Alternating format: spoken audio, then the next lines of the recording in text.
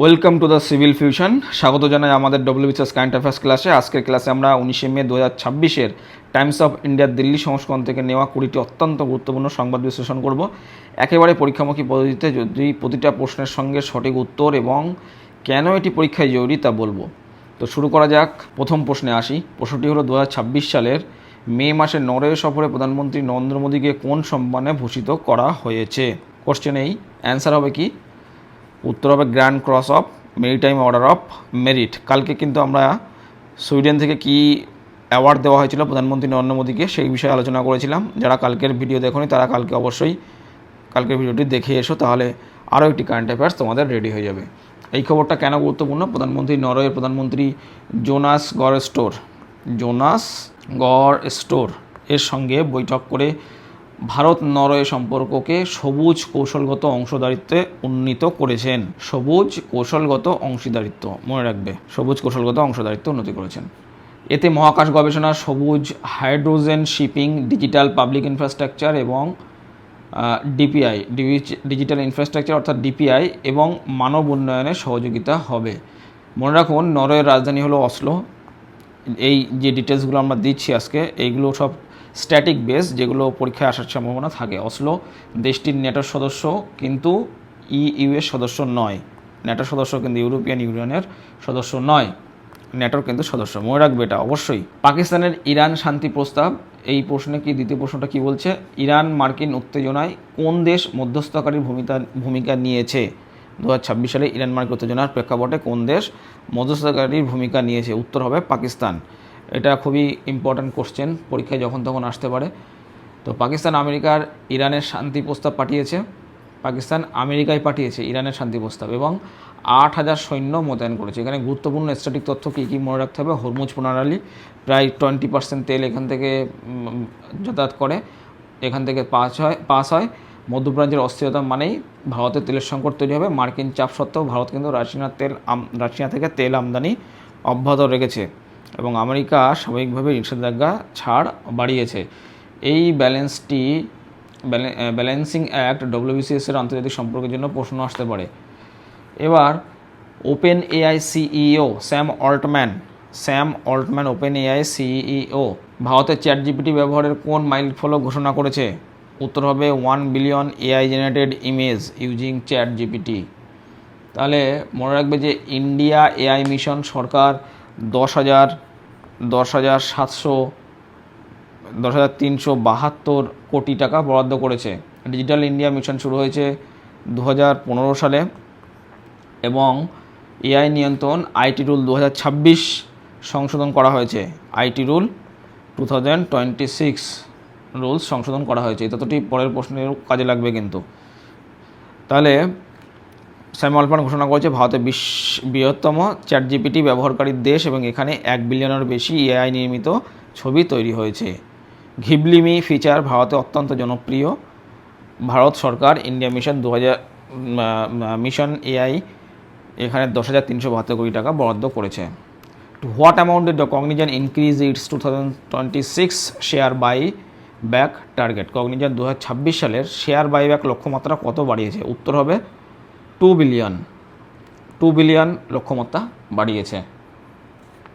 Cognizant প্রতিষ্ঠিত হয় 1994 সালে, মনে রাখবে, এবং সদর দপ্তর টিনটন ফলস, নিউ জার্সিতে। এটি 43টি দেশে কাজ করে। এর সিইও এখন রবি কুমার এস হলো এখনকার তোমার সিইও। টিসিএস, ইনফোসিস, উইপ্রো সহ আইটি কোম্পানিগুলো এখন এআই কেন্দ্রিক সেবায় সরে যাচ্ছে। এই পরিবর্তনটাই পরীক্ষার কিন্তু দৃষ্টিভঙ্গির জন্য বড় প্রশ্ন।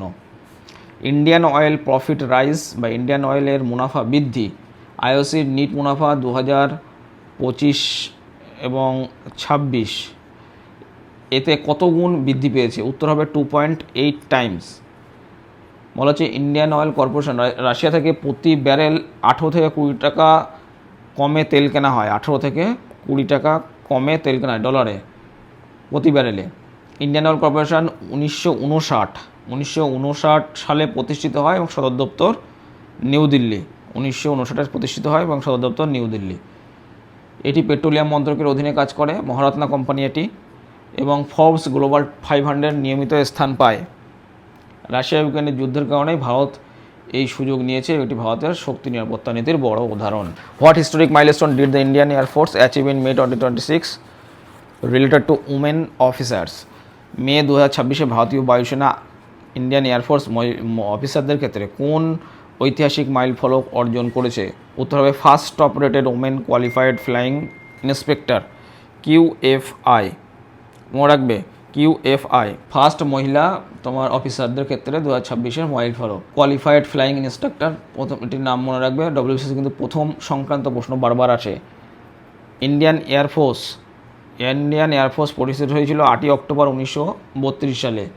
স্কোয়াড্রন লিডার সৌম্য সানোয়াল 2015 সালে প্রথম মহিলা যুদ্ধ বৈমানিক হিসেবে যোগ দেন। প্রথম মহিলা যিনি যুদ্ধ বিমানে যোগ দিয়েছিলেন তিনি হলেন, কি নামটা?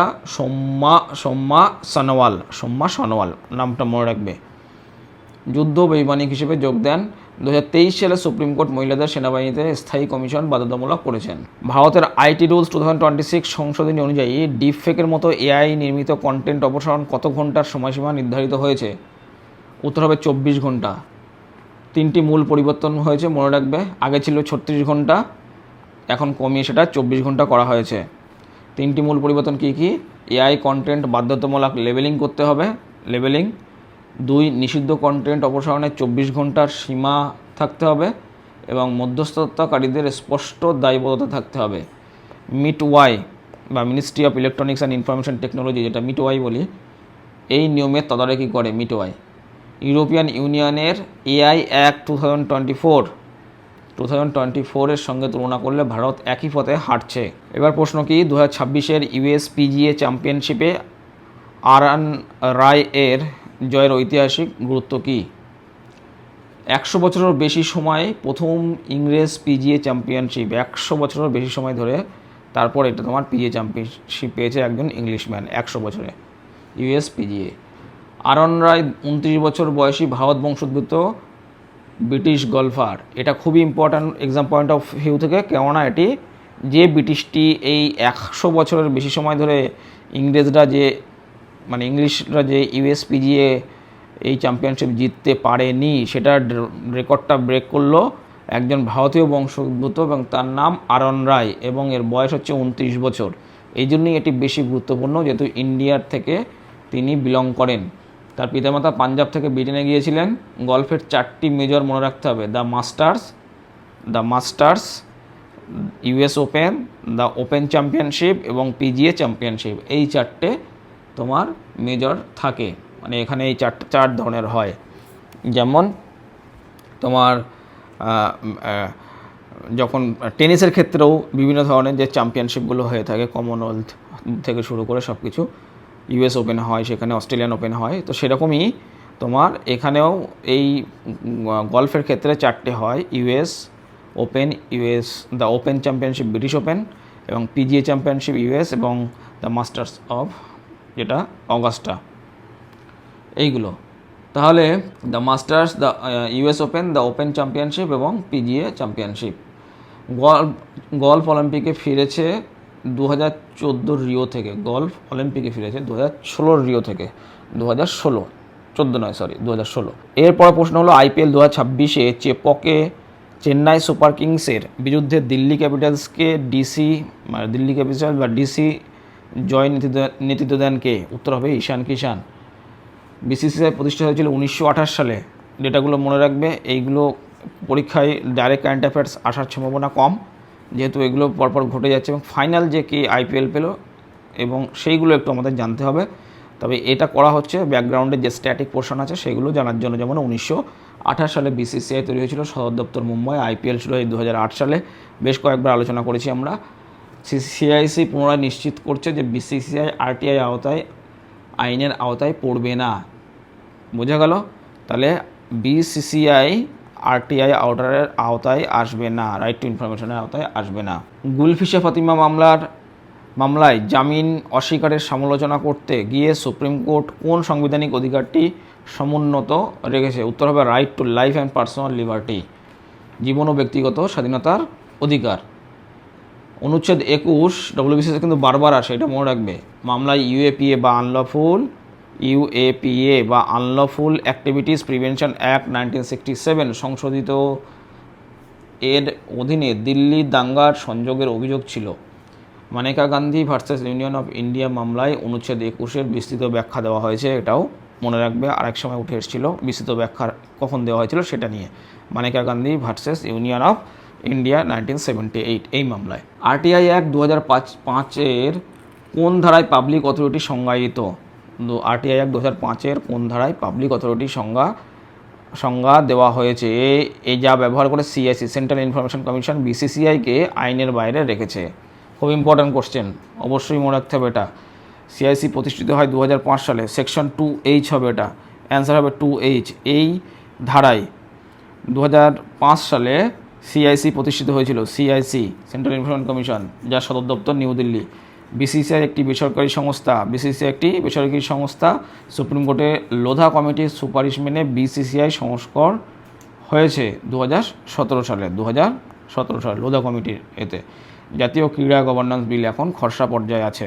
আইএমডি অনুযায়ী ইন্ডিয়ান মেট্রোলজিক্যাল ডিপার্টমেন্টের মতে সমভূমিতে হিট ওয়েভ ঘোষণার জন্য ন্যূনতম তাপমাত্রার মানদণ্ড কি? উত্তর হবে কি 40 ডিগ্রি সেন্টিগ্রেড বা তার বেশি এবং স্বাভাবিকের চেয়ে 4.5 ডিগ্রি সেন্টিগ্রেড স্বাভাবিকের চেয়ে। দিল্লিতে 43.4 ডিগ্রি সেন্টিগ্রেড রেকর্ড হয়েছে।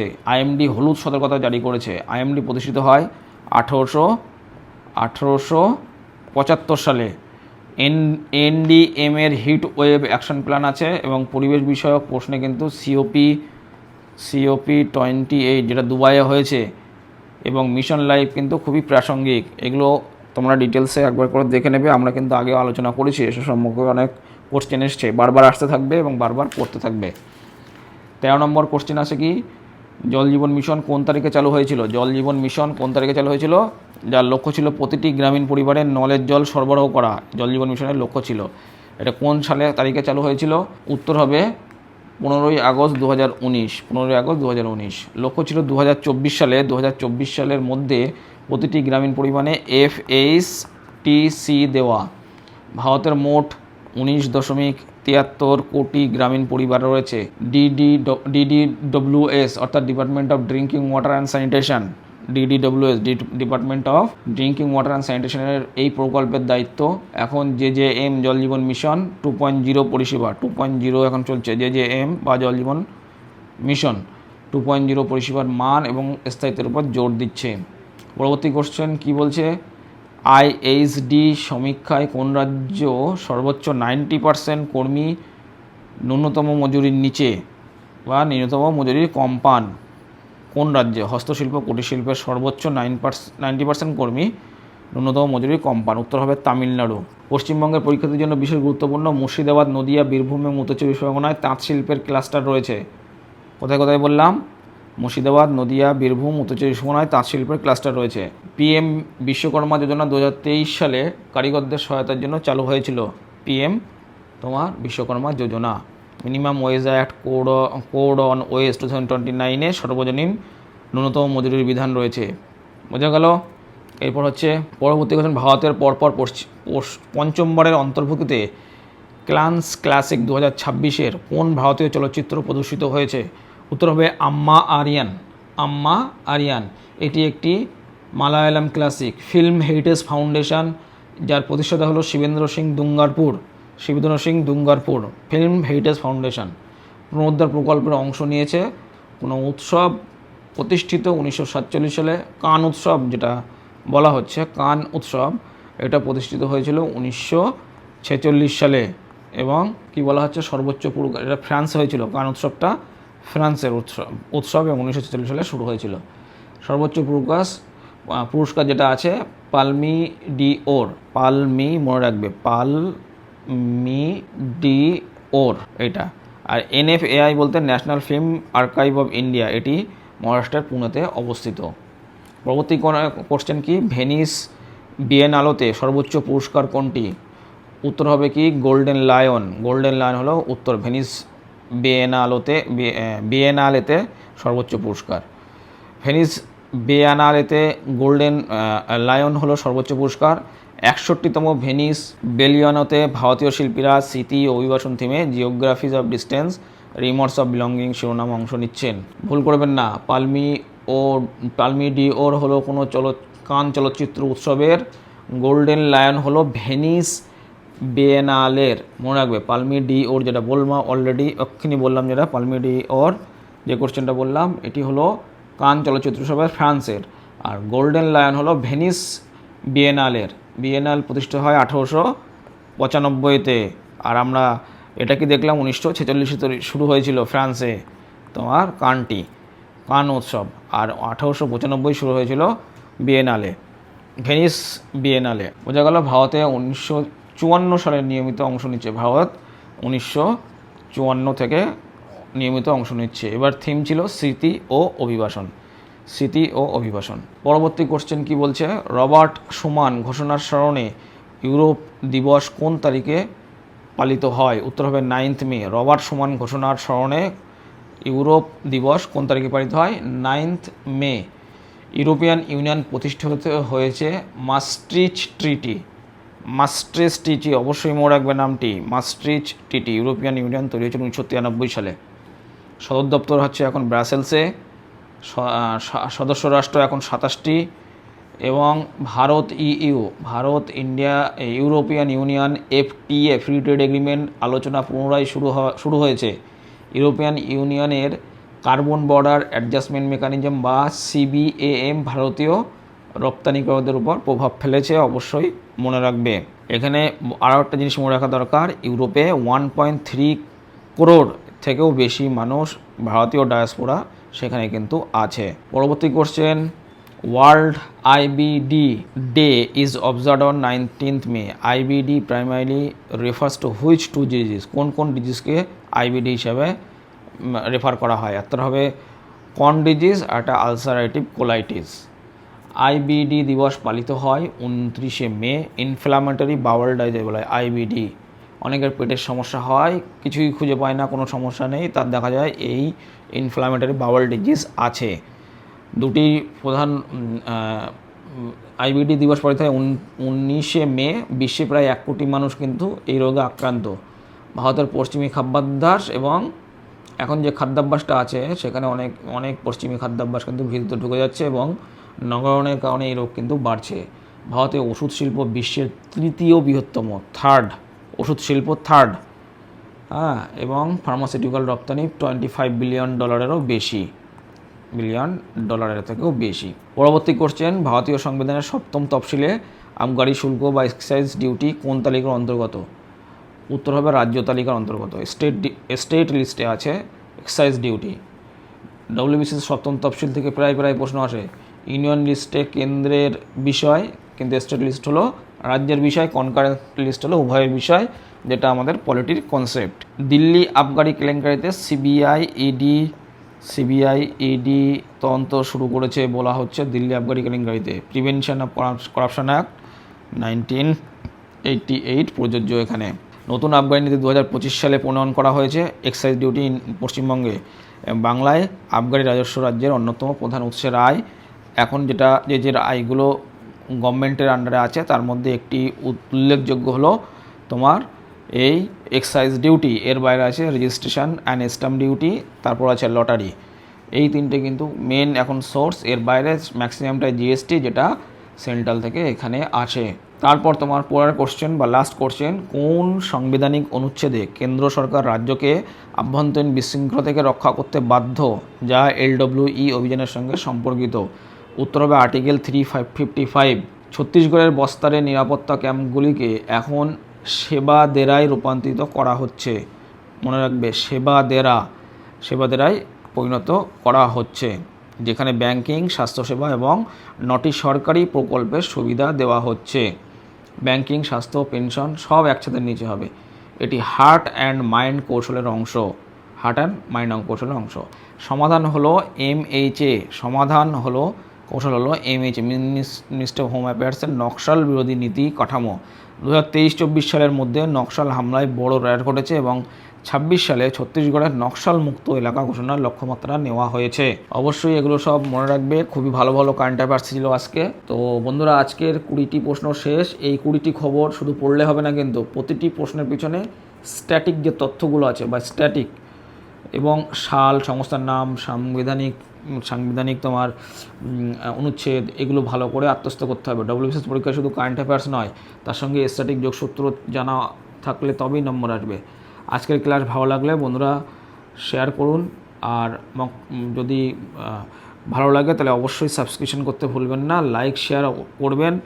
যদি কোনো ফিডব্যাক থাকে অবশ্যই কমেন্টে জানাবেন। ভালো থাকুন, সুস্থ থাকুন, পড়াশুনো চালিয়ে যান। পরের ক্লাসে আবার দেখা হবে।